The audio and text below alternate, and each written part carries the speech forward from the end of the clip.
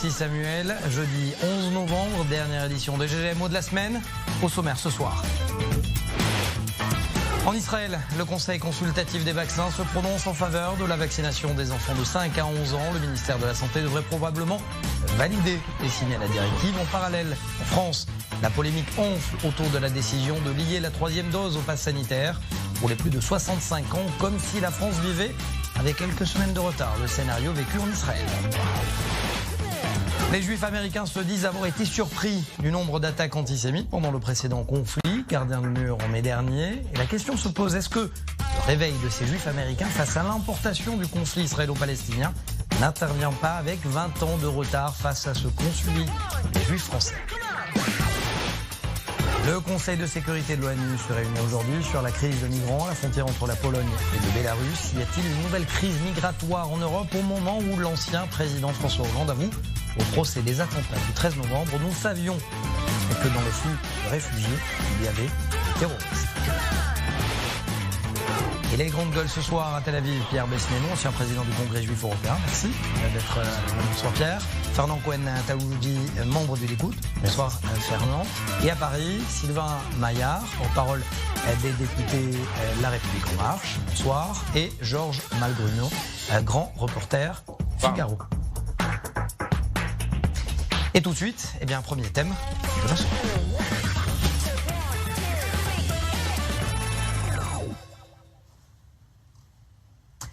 Et le Premier ministre Naftali Bennett lance un appel aux parents d'enfants de 5 à 11 ans pour qu'ils emmènent leurs enfants se faire vacciner contre le coronavirus. Il n'y a aucune raison, dit-il, de laisser nos enfants sans protection. Il n'y a aucune raison pour que votre enfant soit infecté et infecte les autres alors que toute sa vie est devant lui. Fernand Cohen-Taoudi, est-ce que le Premier ministre vous a-t-il convaincu? Alors, la réponse est oui. Avant le Premier ministre, ce sont les experts israéliens qui m'ont convaincu. Et je crois que, comme toute la population d'Israël, nous n'avons aucun doute sur nos experts. Et je crois que la France, notamment, a l'habitude de faire du copier-coller sur ce qui arrive ici en Israël. Le monde entier d'ailleurs, puisqu'en fait, Israël a été le laboratoire du Covid du monde entier. Et sans aucun doute, les 5-11 ans, avec un tiers de dose, seront la prochaine étape pour vaincre ce Covid. Donc pour vous, c'est une décision sanitaire avant d'être politique? C'est tout à fait une décision sanitaire. Paul Besnénou, les tests effectués par Pfizer, visiblement selon... Pierre Besnénou, pardon. Selon les tests effectués, 3000 enfants ont été testés. Ce n'est pas assez, disent les experts. Est-ce qu'on est en train de jouer avec le feu en Israël? Alors, tout à fait d'accord avec vous. D'abord, les experts israéliens ont confirmé que c'était déjà un échantillon suffisant. Si je ne me trompe, aux États-Unis, on a déjà vacciné 900 000 enfants. Et il y a une chose qui aujourd'hui est indiscutable, c'est que si nous pouvions être sceptiques sur la rapidité de la sortie des premiers vaccins, si sur tout un ensemble de raisons, un vaccin contre le Covid pouvait faire peur, je pense qu'aujourd'hui, on n'a pratiquement aucune raison d'avoir des réserves. Mais je voudrais quand même dire quelque chose. Une personne de plus de 65 ans, obèse, asthmatique, je ne parle pas de moi, mais qui a des comorbidités, se faire vacciner était tout à fait naturel. C'est ça. Je reste quand même un peu réservé sur la capacité que le monde aura, je ne parle pas d'Israël évidemment seulement, et puis demain la France, puisqu'effectivement on voit un décalage entre Israël et la France, mais je reste quand même très sceptique d'imaginer qu'une population adulte voudra faire vacciner ses enfants, voire ses petits-enfants, lorsque l'on sait que c'est une maladie qui touche peu les enfants. Et s'il y a eu des restrictions ou des réserves d'antivax pendant toute cette période, pour faire vacciner des enfants, à mon avis, ça ne va pas être simple, mais j'ai fait totalement confiance à tous ces chercheurs formidables et tous ces scientifiques extraordinaires qui nous ont sortis de cette situation en un délai relativement relativement court. On parlait de plusieurs... On pourrait peut-être rajouter, avec votre permission, Pierre, c'est que les citoyens israéliens sont pas toujours parfaits, pas toujours disciplinés, puisqu'ici on est en fait au Moyen-Orient. Mais il y a une chose est sûre, c'est que les citoyens israéliens, c'est d'une voix et d'une seule, parce que l'intérêt national passe avant tout. Et je crois qu'on a ça en particulier en fait en Israël. Ils ont très très bien compris ce point-là. Sylvain Maillard, porte-parole des députés de la République En Marche. Le président Macron vient de lier le pass sanitaire à la 3e dose pour les plus de 65 ans. Et visiblement, on a connu plus ou moins le même scénario. Est-ce qu'il vous suffit finalement, pour vous, de regarder ce soir les GGMO pour savoir ce qui va se passer chez vous dans quelques semaines en France? Écoutez, nous avons tous destin liés, mais évidemment avec des phases différentes. Nous sommes dans une phase où la population s'est très très largement fait vacciner. Plus de 50 millions de Français ont eu un chemin vaccinal complet. Et bien sûr, pour les plus de 65 ans et pour les personnes plus fragiles, nous avons demandé à ce qu'il y ait une 3e dose. C'est les médecins d'ailleurs qui nous ont dit qu'il faut qu'il y ait une 3e dose. Dimanche dernier, nous étions à moins de 45% de cette population qui s'était fait vacciner. Alors qu'ils avaient déjà fait 2 doses, ils n'avaient pas fait le rappel. Et donc, il y a une parole forte du président de la République mardi en disant c'est très simple, si vous voulez continuer à bénéficier du pass sanitaire et donc d'avoir une vie quasi normale, il va falloir faire cette 3e dose pour vous protéger et pour protéger la collectivité. Et est-ce que vous allez demander, je note, et est-ce que vous allez demander au Parlement l'intervention? Monsieur le député, juste termine là-dessus. Oui, juste termine là-dessus. Pardon, Mathias Inbar. Je termine là-dessus. Dans l'heure qui a suivi de l'intervention du président, il y a eu plus de 100 000 rendez-vous qui ont été pris sur les réseaux pour pouvoir se faire immédiatement vacciner. Je crois qu'il y a une prise de conscience et que les Français et les plus âgés, les plus fragiles, se rendent compte qu'il faut faire absolument cette 3e dose. Et vous allez demander justement également au Parlement de vacciner les enfants de 5 à 11 ans? Alors, nous, ça ne se passe pas tout à fait pareil, puisque c'est un conseil scientifique de médecins, évidemment, qui donne son avis, puis après une validation par la Haute Autorité de la Santé, et qui va ensuite proposer au président de la République et à l'ensemble du gouvernement, et donc au Parlement, le fait qu'on puisse vacciner des enfants. Pour le moment, évidemment, c'est à l'étude, vous en avez parlé, mais dans l'ensemble des pays du monde, pour le moment, ça n'a pas encore été validé en France. Nous a rejoint entre-temps Fabrice Divisio, avocat. Vous avez participé à des manifestations contre le pass sanitaire. Pass sanitaire seulement pour les triples vaccinés, vaccination pour les 5 à 11 ans. Est-ce que c'est pour bientôt en France? Oui, c'est pour bientôt, évidemment, puisque vous l'avez dit, la France a l'habitude de suivre Israël et de suivre effectivement ce qui se fait à l'étranger sans réellement réfléchir. Donc il n'y a aucune raison que ça se passe différemment en France. Mais il y a 2 niveaux de discussion, si vous voulez. La vaccination en tant que telle, je suis un peu surpris de ce que j'entends sur votre plateau, parce qu'on ne doit pas parler de la même vaccination. J'ai entendu depuis tout à l'heure que c'est un acte citoyen de se faire vacciner pour protéger la collectivité, c'est ce que votre Premier ministre a dit, c'est ce que M. Maillard, effectivement, a prêté comme propos au président de la République, qu'il n'a pas tenu d'ailleurs, mais peu importe. Parce qu'on est d'accord aujourd'hui, enfin, je pense qu'on est d'accord, la vaccination ne protège pas les autres. Je pense que sur ce point, au moins, on est d'accord. Donc, à moins qu'évidemment, on ait encore eu un recul de quelques mois sur cette question, et que non, on n'est pas d'accord, non. Ah, on n'est pas d'accord. Très bien, donc on est encore à la recherche d'une immunité collective. Ah bon, bah, si vous voulez, si on en est là, moi, j'ai rien à vous dire. Oui. Croyez ce que vous voulez. Moi, je préfère croire en Dieu qu'effectivement croire dans le vaccin, parce que concrètement, le vaccin qui protège des formes graves, je peux l'entendre. L'un n'empêche pas l'autre. Hein. Attendez, termine. Pas diplômé de médecine, Dieu. Hein. Je termine. Je veux dire, écoutez, raisonnablement, Dieu n'est pas diplômé de médecine, mais je pense que c'est lui qui nous sortira de là, vu la folie dans laquelle vous êtes enfermés. Mais le fait est qu'aujourd'hui, il est quand même difficile de nier que la charge virale des vaccinés et des non-vaccinés étant la même, vous ne pouvez pas avoir d'effet sur la transmission. Si même ça, vous le niez, il n'y a plus rien à dire, monsieur. Enfin, pardonnez-moi, mais il n'y a plus rien à dire. Vous mentez aux populations du monde entier, faites-le. Mais aujourd'hui, raisonnablement, tous les scientifiques, le CDC américain l'a dit, le Conseil scientifique français l'a dit, vous avez effectivement les autorités indépendantes qui l'ont dit de manière raisonnée et raisonnable. Le canton de Berne, je me souviens de ça, l'a dit, la Suisse l'a dit, il n'y a pas d'effet de ce vaccin sur la transmission. Et Israël est un bon exemple. Enfin, pardonnez-moi, messieurs, mais Israël est un bon exemple.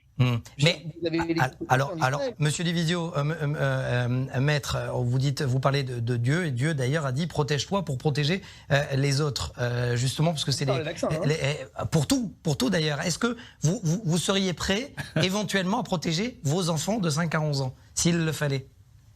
Bah, bien. D'abord, vous savez que mes enfants sont vaccinés contre la grippe, alors que c'est pas obligatoire en France. Hein.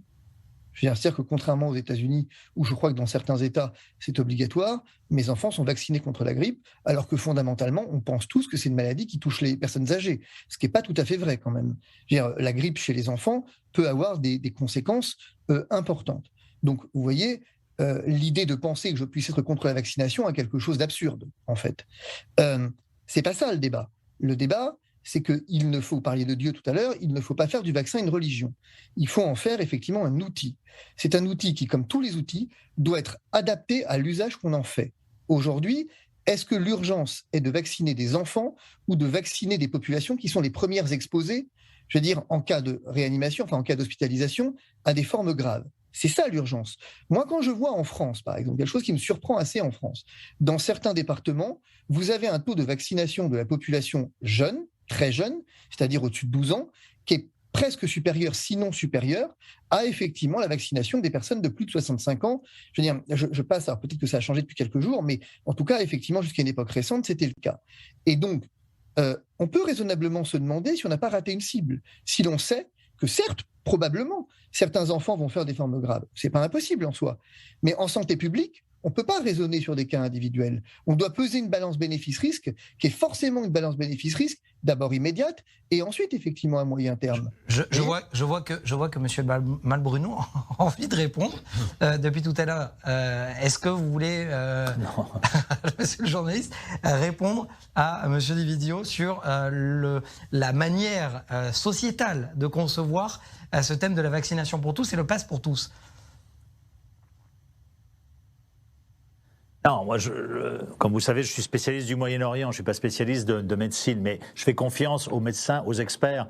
Et donc, j'entends Maître Divisio, mais ces propos me paraissent, je dirais, datés et puis être en contradiction avec ce que la communauté scientifique nous a dit, nous a répété. Les chiffres sont là. Alors après, on peut toujours trouver tel département, tel pays, telle situation à un moment T qui contredira ce que nous disent les scientifiques. Mais à un moment, il faut être raisonnable et il faut écouter ce que la communauté scientifique nous dit. Il faut écouter ce qui a été dit par vos interlocuteurs à Tel Aviv. Voilà, il faut s'engager. Si les scientifiques nous disent qu'il faut vacciner les enfants, il faut le faire. Il faut arrêter comme ça de vouloir exister par une opposition vaine aux experts. Je veux dire, c'est tout ce que je trouve à dire. Moi, un débat qui, effectivement, dans lequel je suis profane. Pardonnez-moi, mais j'aime toujours ces attaques ad nominem dans des débats qui sont effectivement systématiquement l'argument du pauvre. Parce que monsieur, vous venez dire effectivement que j'aurais besoin d'exister par une contestation systématique. Alors reprenons, si vous voulez bien, je vous remercie de cette gratification. Non, c'est pas vous que je visais, c'est tous ceux qui sont, je ne sais pas si vous êtes, tous ceux qui les anti-vax, qui nous disent sorte de théorie du complot, etc. Je veux dire, c'est pas vous que je vise, évidemment. Ce que je suis profondément, c'est d'abord aristotélicien, et donc Aristote qui parlait de la vertu de prudence comme la maîtresse des vertus. Et réfléchissons-y un instant si vous voulez bien. AstraZeneca, monsieur, les experts ne nous avaient-ils dit que le vaccin était sûr? Pas de chance, AstraZeneca a été suspendu. Moderna, les experts nous avaient-ils dit que le vaccin est sûr et sur toutes les catégories de population? Pas de chance. Effectivement interdit aux moins de 30 ans. Pfizer, j'observe qu'effectivement certains pays ont décidé de restreindre son utilisation également. Donc vous voyez, c'est-à-dire que ce que vous appelez les experts, monsieur, et le consensus il est politique, il n'est pas scientifique. C'est pas vrai ce que vous dites. Il n'y a pas de consensus scientifique parce que le consensus scientifique, il résonne sur des hypothèses. Et il y a des chiffres de gens qui sont hospitalisés qui est bien supérieur s'ils ne sont pas vaccinés à ceux qui l'ont été, c'est tout. Il faut être très simple dans la vie, vous savez. Moi, j'ai été vacciné par AstraZeneca et je me porte très très bien. Donc, à un moment donné, il faut et nous tous autour de la table d'ailleurs. Et puis faire confiance aux gens qui savent. Et M. Malbruno, d'ailleurs, nous tous ici, principalement en Israël. Je suis totalement d'accord avec M. Malbruno. Il est clair que c'est un combat dépassé. Autant on pouvait être sceptique au mois de janvier, février, certains vaccins étaient interdits à une telle population dans tel pays, mais enfin là il y a 5 milliards ou 6 milliards de vaccins qui ont été inoculés. Honnêtement, c'est un combat qui n'a plus de sens. Que l'on puisse effectivement avoir quelques réserves sur le bénéfice-risque pour des enfants dont le risque de maladie grave est faible, mais ça s'arrête là. Il ne peut pas y avoir de débat aujourd'hui sur ce sujet. Me semble-t-il, ça n'a plus de sens. Juste un instant, Monsieur Devizou, je vous donne la parole de la fin. Est-ce que ça vous dérange qu'on dise justement qu'Israël est un laboratoire? Vous l'avez dit vous-même. C'est-à-dire que finalement est en avance sur ce qui se passe. Alors écoutez, aujourd'hui, on a même, ici en Israël, on a même un laboratoire qui en ce moment met au point une deuxième catégorie de vaccin, qui est un vaccin buccal, c'est-à-dire puisque en fait les deux effets, qu'on soit par l'intermédiaire du sang ou par l'intermédiaire de la bouche, il y a deux effets qui sont complètement différents. Et nous espérons tous, ici en Israël et aussi pour le monde, que nous arriverons à une meilleure solution pour le Covid, exactement comme le vaccin de la polio, qui est sous forme buccale et 100% actif, alors que le vaccin par l'intermédiaire du sang l'était quand même beaucoup moins. Écoutez, merci. En tout cas, on referme ce débat. Merci Fabrice Devizou d'avoir accepté d'abord le débat et d'avoir accepté notre invitation. Merci à vous. Merci, au revoir. Tout de suite, deuxième thème des GGMO, c'est le grand débat.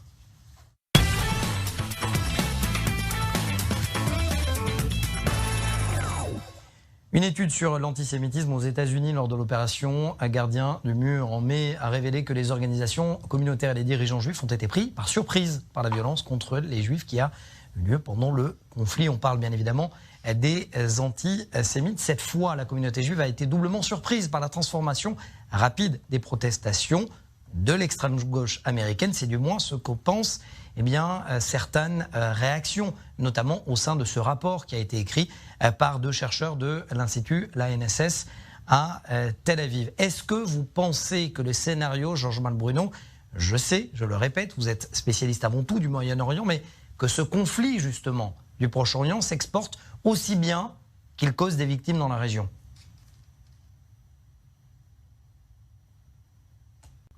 Alors, je pense qu'il peut s'exporter.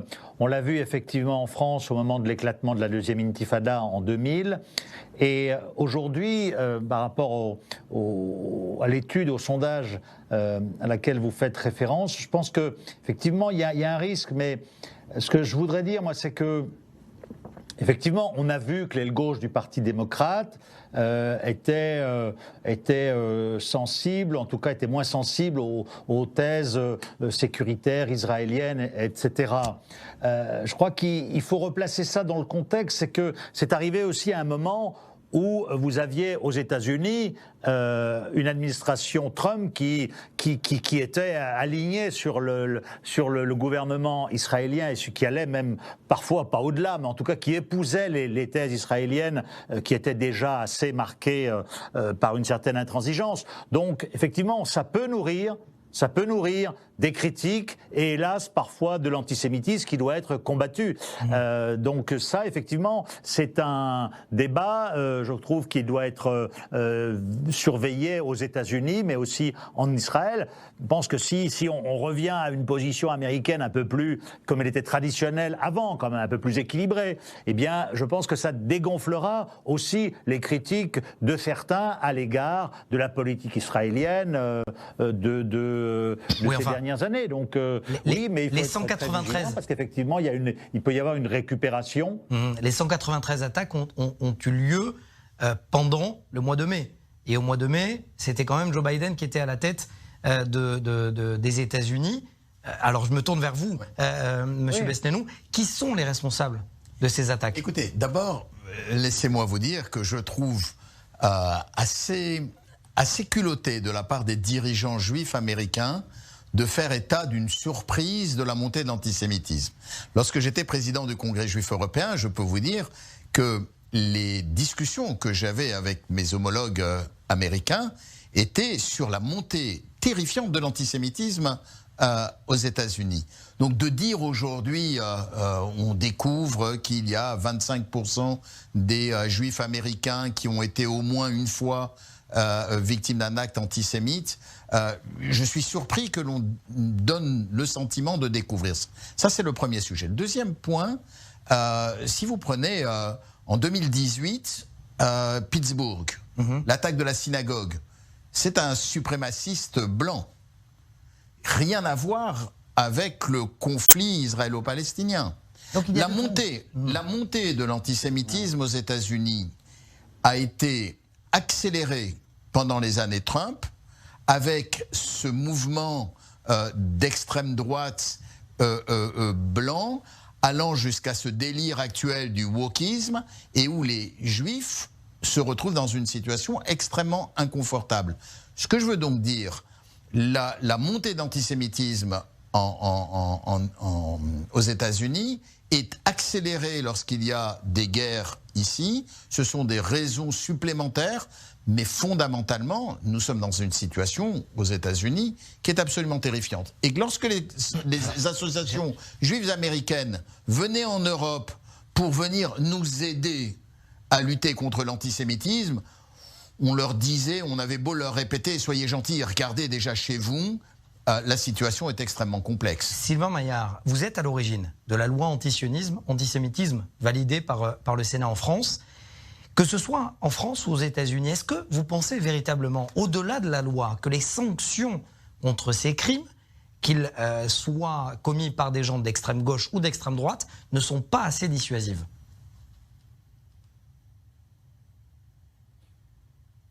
Déjà, on pourrait parler des différences entre les États-Unis et la France, par exemple. En France, l'antisémitisme est un délit.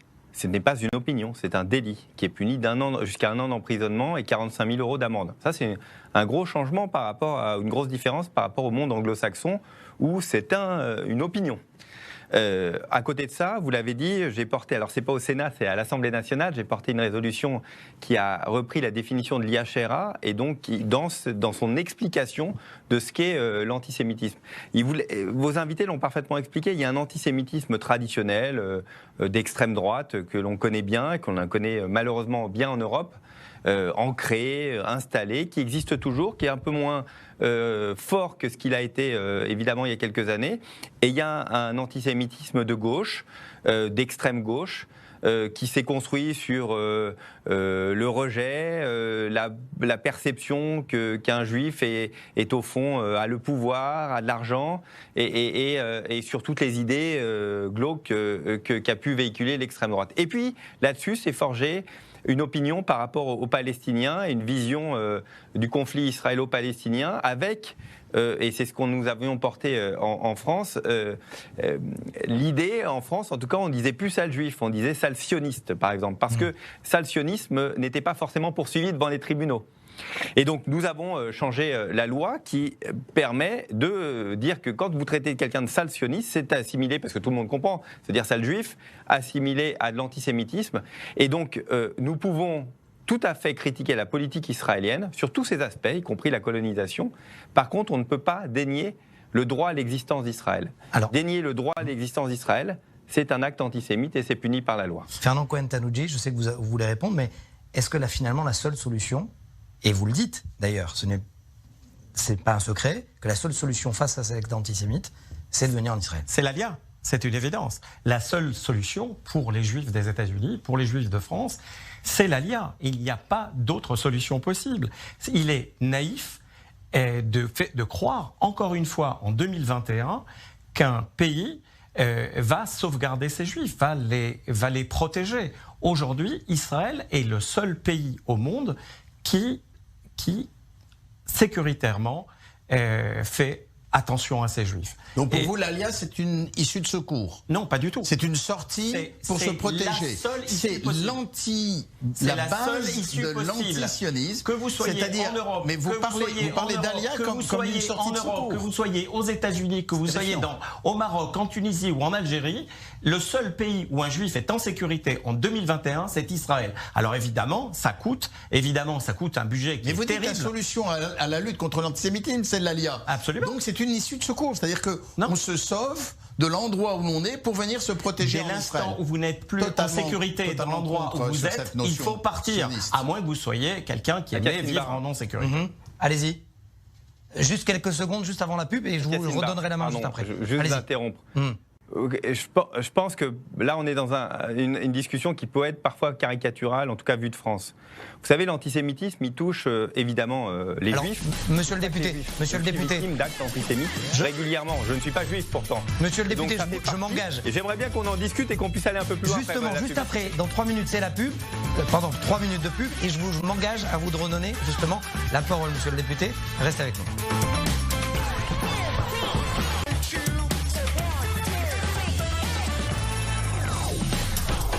Deuxième partie des grandes gueules. Les grandes gueules ce soir, justement, à Tel Aviv, Fernand Cohen-Tanoudji, membre du Likoud. Bonsoir. Pierre Desnenou, ancien président du Congrès juif européen. Merci d'être avec nous.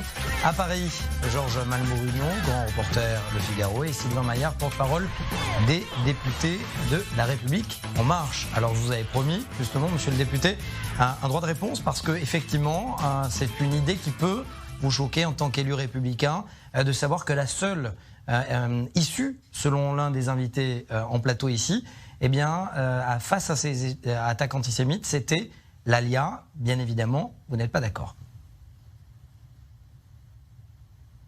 Oui, 2 choses. Un Français juif est un Français et que la France, sans les Juifs, ne serait pas la France. Donc j'entends ce qui a été dit, mais les Français juifs, leur place est en France et doit être garantie par la République. Et je voudrais juste, en deuxième idée, ce que je voulais vous dire tout à l'heure, juste avant la publicité, vous dire qu'il n'y a pas que les Juifs qui sont victimes d'actes antisémites. Parce que l'antisémitisme, et vous savez, je suis président du groupe d'études antisémitisme, donc on travaille dessus depuis 4 ans sur ce qu'est l'antisémitisme. L'antisémitisme, avant tout, c'est un sentiment profond d'infériorité. C'est un sentiment profond d'infériorité. Et donc, c'est pour ça que je dis toujours, c'est pour ça que c'est génocidaire, par rapport au racisme qui est un sentiment qui est l'inverse, un sentiment profond de supériorité. Et donc, la fuite, l'abdication n'est pas une solution. Il faut absolument au contraire le combattre. Il faut qu'on donne les garanties pour que chacun puisse vivre en paix. Alors on parle de la France, on parle d'Israël, n'importe quel pays, chacun puisse vivre en paix les uns à côté des autres. C'est pour ça, c'est ça notre combat. La fuite, en aucun cas, n'est une solution. Vous voulez lui répondre, M. Cohen-Tanoudji ? Il ne s'agit pas de fuite ici, il s'agit de retrouver la terre de nos pères, d'être en Israël, le pays des Juifs, et bienvenue à ceux qui nous écoutent et qui sont bien évidemment concernés. Monsieur Malmorino, vous voulez répondre ? Non, ça me rappelle le discours d'Ariel Sharon et de Benjamin Netanyahou. Sharon en 2005 et Netanyahou un peu plus loin. Oui, bah c'est logique. Cela étant, ce qu'a dit le député est tout à fait vrai, mais moi qui ai vécu longtemps en Israël, je veux dire, on peut comprendre qu'un juif français menacé ou un juif français simplement orthodoxe, par exemple, ait envie de vivre sa judaïté et qu'il aille en Israël. C'est tout à fait normal et je dirais c'est légitime et c'est très normal. Après, il ne faut pas instrumentaliser effectivement l'ALIA qui doit être, je pense, je ne suis pas juif et je ne ferai pas mon ALIA. J'ai fait une ALIA professionnelle et je ne l'ai pas regretté à Jérusalem. Et je m'en souviens. Je crois qu'une vraie ALIA doit être consentie pleinement et non pas par rejet, par opposition et non pas vécue comme une fuite parce que sinon ça risque d'être peut-être un peu compliqué. Alors, dernière réaction avant de passer au prochain débat. Est-ce que, du coup, je me permets de rebondir, M. Besnénou, est-ce que vous pensez à une vague d'ALIA en provenance des États-Unis ? Non. Non, j'y crois pas.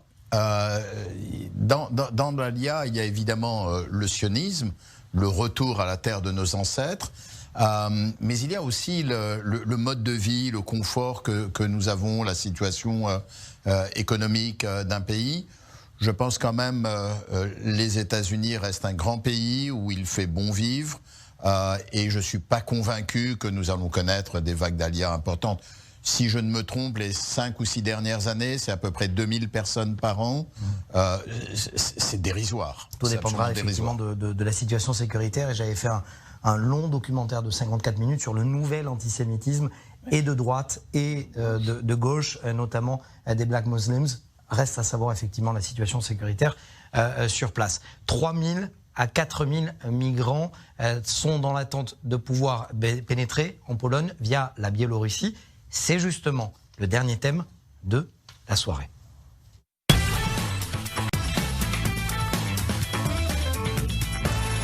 c'est pas grave, vous n'en voulez pas. Minsk accuse Varsovie, les mots sont très forts, de terrorisme d'État. Georges Malbruno, est-ce qu'on peut dire que c'est une vengeance de Moscou vis-à-vis des sanctions européennes ?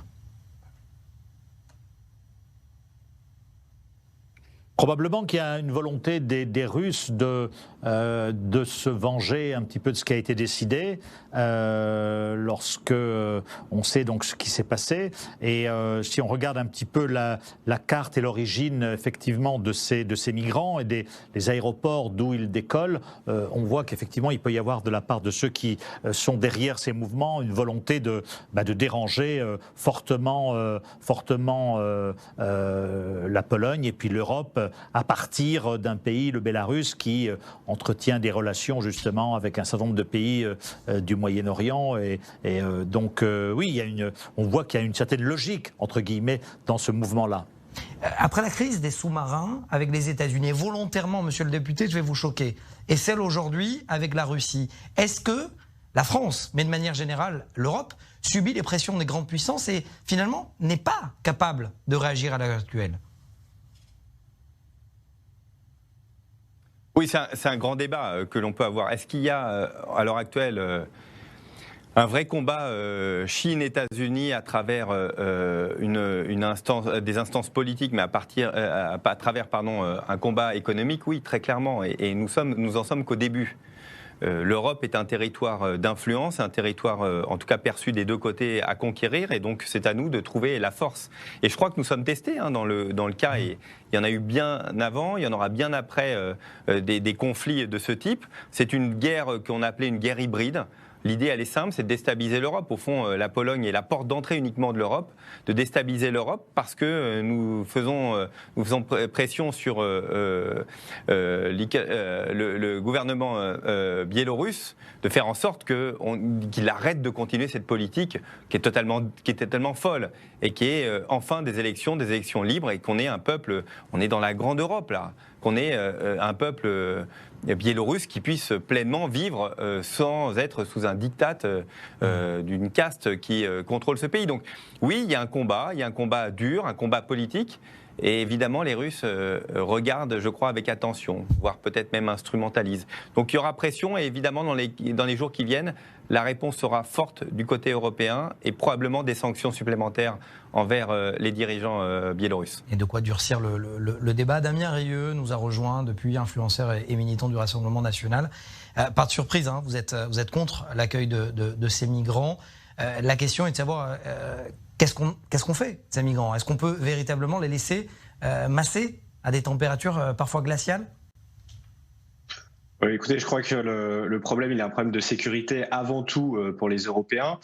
François Hollande, hier, lors du procès du 13 novembre et de son témoignage, a confirmé qu'il était au courant que les terroristes qui sont rentrés pour commettre les attentats du 13 novembre étaient passés par les flux migratoires. Il le savait avant les attentats. Donc délibérément, il les a laissés rentrer. Donc on sait que parmi les migrants, il y a des gens qu'on ne connaît pas. Il y a aussi, je crois, les Polonais ou les Lituaniens qui ont expliqué que plus de 20% des migrants avaient des contenus pédophiles ou terroristes sur leur téléphone portable.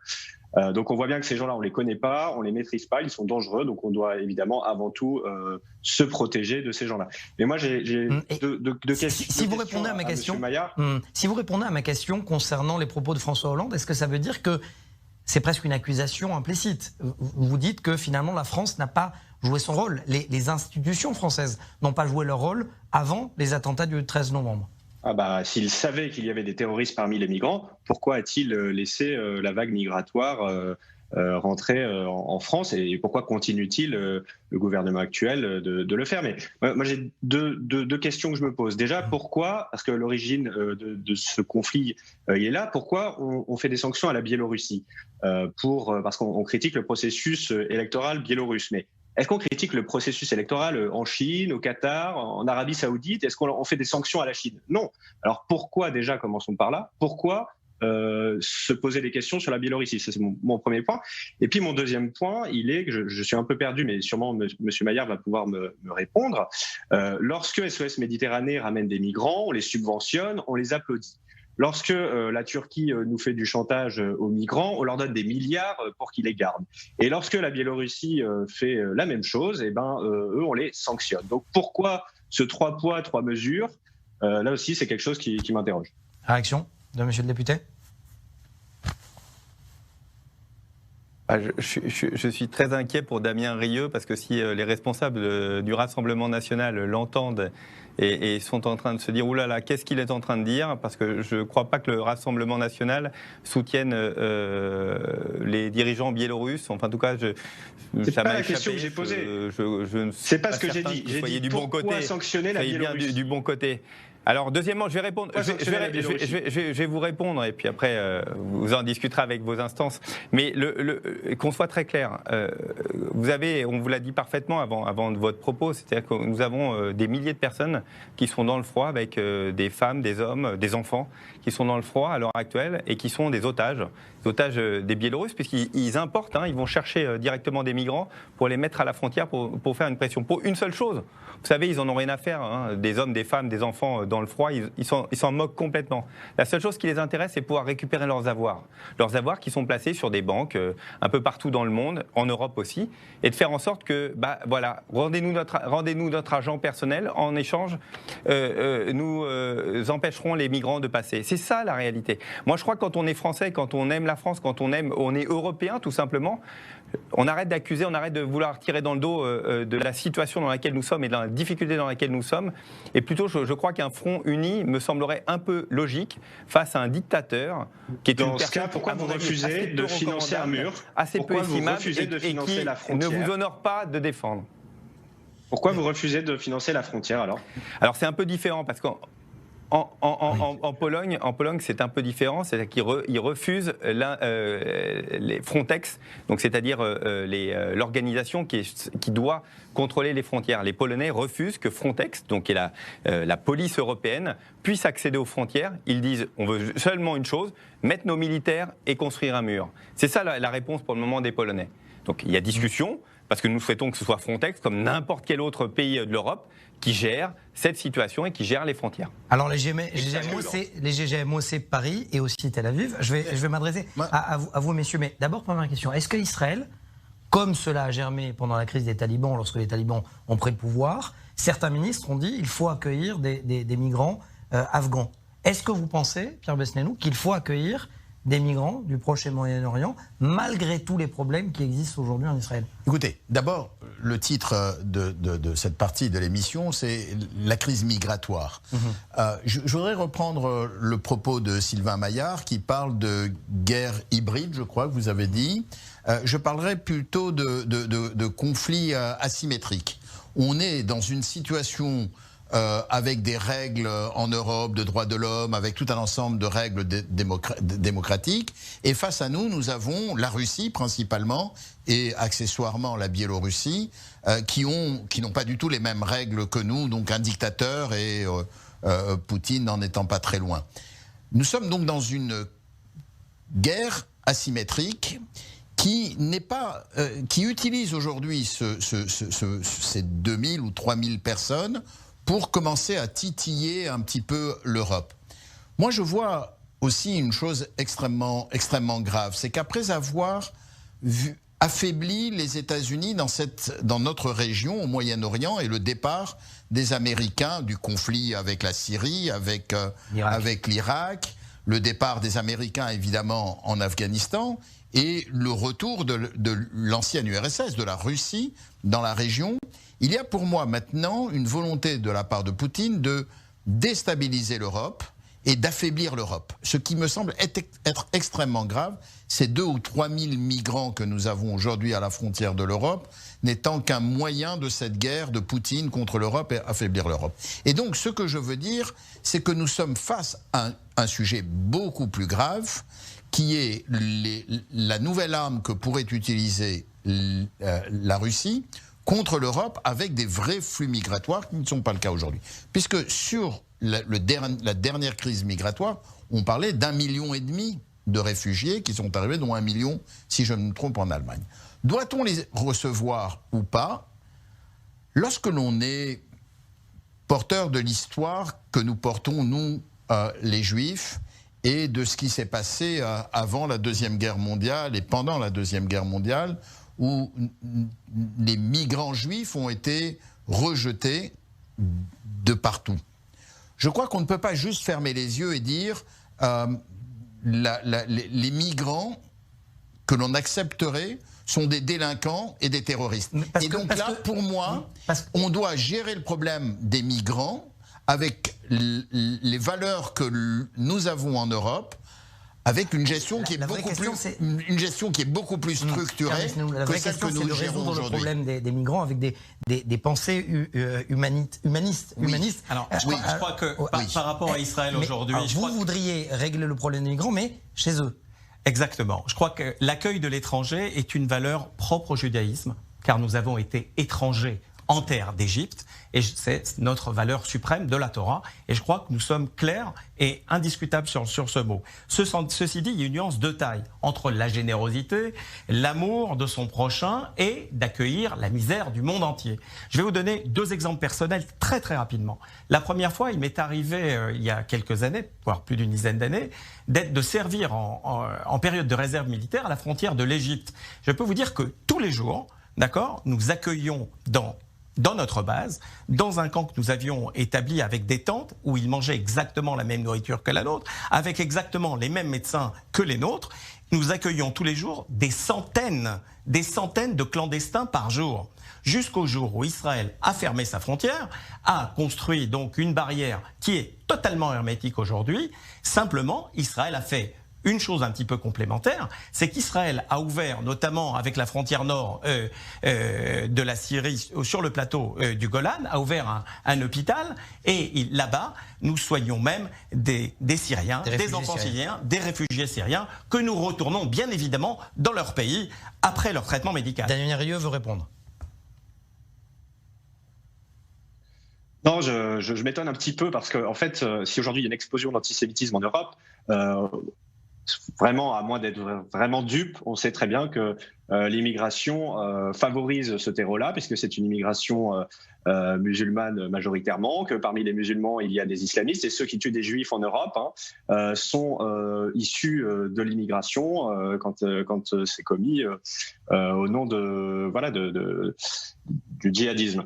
Donc je suis un petit peu étonné de ce parallèle, et je pense que les Juifs de France le savent très bien. Ceux qui tuent des Juifs en France sont souvent des gens qui sont d'origine immigrée. Donc ça serait vraiment bien d'être lucide là-dessus, parce que c'est des vies qu'on parle. Désolé, la solution simpliste de dire pas d'immigration, les immigrants sont des délinquants, les immigrants vont tuer les Européens, c'est une position simpliste d'Éric Zemmour et de Marine Le Pen qui franchement ne relève pas le niveau du débat en France. Qui tue les Juifs en Europe, monsieur? Non, il n'y a pas de doute sur le fait qu'il y a dans les mouvements migratoires des délinquants, une montée de la délinquance, qu'il y a de vrais problèmes extrêmement graves, on l'a vu. Je ne suis pas pour l'ouverture d'une immigration non contrôlée, mais on ne peut pas non plus avoir un débat simpliste de dire d'où vient l'explosion de l'antisémitisme. Comme pour les États-Unis, vous oubliez quelque chose. Comme pour les États-Unis précédemment, vous oubliez un détail, un léger détail, qui est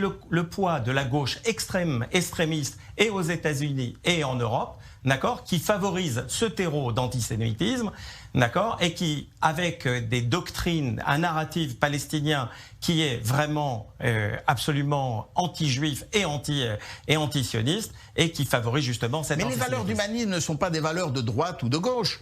Les valeurs d'humanisme, c'est-à-dire de considérer, et comme je le disais tout à l'heure... L'humanisme, ce n'est pas d'importer des milliers d'antisémites. Ce n'est pas... Pardon ?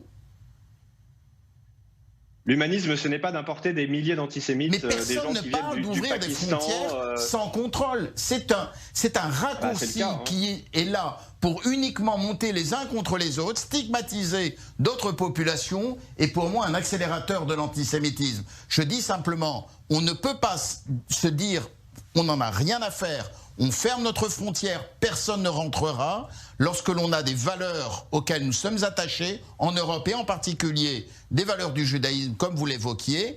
Je ne crois pas que ce discours simpliste peut faire du sens, il est totalement déplacé. Sylvain Maillard, est-ce que, justement, il faut faire tout? Mathias Inbar, oui, je vous donne la parole. Mathias Inbar, je voudrais juste répondre, pardon, là-dessus, qu'on soit très clair. C'est pour ça que je pense vraiment que ce n'est pas la position du Rassemblement national, mais je prends Damien Rieu comme un représentant du Rassemblement national. Mais là, ce qu'il est en train de nous dire, c'est que clairement, pour protéger les Français juifs, il faut faire en sorte que l'ensemble des musulmans partent de France. En fait, en gros, je vais schématiser, mais c'est ça. Enfin, c'est ridicule, j'ai pas dit ça. J'ai dit que dans l'immigration, plus il y aura d'immigration, qui est majoritairement musulmane, dans l'immigration, oui, il y aura d'explosion d'antisémitisme. Regardez qui tue les juifs, c'est tout. Regardez. Non, mais je suis très heureux d'entendre le Rassemblement national défendre les juifs de France. Je suis très heureux de vous entendre dire ça. Oui. Défendre les juifs de France. Oui. Nous, on n'importe pas. C'est très nouveau. Pas l'importation de c'est très nouveau. Je prends ça plutôt comme une bonne truc, mais ce que j'ai peur, c'est qu'on soit uniquement. On s'entend pas. Merci. Utiliser les juifs et les Français juifs utiliser les Français juifs, en tout cas l'idée des Français juifs, pour tout simplement dire, écoutez, voyez, il y a un peu trop de musulmans en France, donc qui s'en aille. Je pense que malheureusement, votre aveuglement tue. Personne n'est dupe de ce que vous êtes en train de dire et ce que vous êtes en train de porter. Et je le redis, l'antisémitisme est d'extrême gauche, c'est très clair, et là-dessus, je crois que nous nous rejoignons tous sur le plateau, mais il est très clairement d'extrême droite, il a toujours existé à l'extrême droite. Votre mouvement, pour une partie, l'a parfaitement porté depuis des années, des dizaines d'années. Je ne pense pas que vous soyez un bon exemple avoir des bonnes explications sur la lutte contre l'antisémitisme. Alors, celui qui a tué Mireille Knoll est sûrement d'extrême droite, évidemment. Georges Malbruno, vous avez sillonné le Proche et le Moyen-Orient au cours de vos années de carrière. Est-ce que vous pensez justement qu'une attaque venant, ne serait-ce qu'une seule, venant d'un de ces migrants, et personne ne le souhaite bien évidemment, pourrait relancer encore une fois le débat qui est mis sur la table par l'extrême droite? Oui, ça le relancerait évidemment momentanément, mais je veux dire, ce qu'a dit François Hollande, c'est une vérité de la palisse. Les services de renseignement subodoraient que parmi ces milliers et ces milliers, il pouvait y avoir une ou deux personnes. Mais je veux dire, c'est pas parce qu'il y aurait une ou deux personnes qui soient islamistes, etc., qu'on ne peut pas accueillir toutes ces personnes-là. Je note, par exemple, ce qui m'a frappé, moi, c'est que quand je regarde les personnes qui sont à l'aéroport de Damas, par exemple, ou à Beyrouth, qui veulent aller à Minsk, en Biélorussie, ce sont essentiellement des Kurdes irakiens. Et donc, ce ne sont pas des forces... Il y en a peut-être qui sont des islamistes, mais c'est des gens qui veulent fuir leur pays parce qu'ils vivent dans des conditions difficiles, ils veulent partir. Il y a des Kurdes iraniens aussi, il y a des gens qui sont opprimés, etc. Donc, il ne faut pas tomber dans l'amalgame, comme ça a été dit, chaque migrant est un islamiste, un terroriste potentiel. Évidemment que non, mais les mouvements terroristes d'hier et comme ceux de demain profiteront de ces vagues de migrants pour effectivement tenter d'infiltrer et de placer des éléments terroristes. Mais enfin, on ne peut pas bâtir une stratégie à partir de choses qui sont marginales. Monsieur le député Simon Maillard, est-ce qu'il ne faut pas justement mettre des mots MOTS sur des mots MAUX et dire les choses clairement? Je crois que les choses sont dites très clairement. Je dis, et je l'ai porté à l'Assemblée nationale en disant pourquoi on a fait cette réforme et d'expliquer ce qu'était l'antisémitisme du XXIe siècle. Mais alors pourquoi les mouvements d'extrême droite grimpent? On est de l'éducation, parce que c'est l'éducation qu'on puisse changer. L'éducation doit changer. Les policiers doivent reconnaître ce qu'est l'antisémitisme. Vous savez, vous avez la gentillesse de montrer la commission d'enquête sur les dysfonctionnements dans l'affaire dite Sarah Halimi. Je sais que vous la diffusez sur votre antenne. Je suis secrétaire de cette commission et donc on passe des heures. Vous regardez. Vous voyez bien à quel point il est important qu'on puisse, pour les policiers, qui puissent reconnaître rapidement un acte antisémite, pour les juges, de reconnaître rapidement ce qu'est l'antisémitisme, parce que, comme vous l'avez dit, si on ne met pas les bons mots, on ne soignera pas les mots MAUX. Et donc, c'est le travail que nous avons fait à l'Assemblée nationale, qui se diffuse plus largement dans l'éducation, dans la justice et dans la police, va nous permettre de lutter contre l'antisémitisme. Est-ce que l'antisémitisme existera toujours ? vous savez quoi, malheureusement, je pense que, je vous l'ai dit, dans la définition même du racisme et de l'antisémitisme, c'est quelque chose qui est malheureusement profondément humaine. Et donc il faut la combattre en permanence. Moi, je la combats au sein de l'Assemblée nationale, l'antisémitisme, et il y aura d'autres qui me succéderont après. C'est toujours comme ça. Je crois que c'est un sentiment malheureusement profondément humain et qu'il faut absolument, par l'éducation, par la transmission, pouvoir combattre, faire en sorte que chacun ait sa place, respecter l'autre. Et vous savez, toujours monter les Français les uns contre les autres, c'est la base des problèmes que nous pouvons avoir. Il faut que nous vivions ensemble. C'est la chance de la France. Je ne veux pas vivre ensemble avec des islamistes. Nous vivions tous ensemble. Je ne veux pas vivre ensemble avec des Pakistanais qui, non, mais je sais que veulent l'application de la charia. Vous n'avez pas envie de vivre ensemble avec des musulmans, mais ça, c'est à 99%, je l'ai bien compris.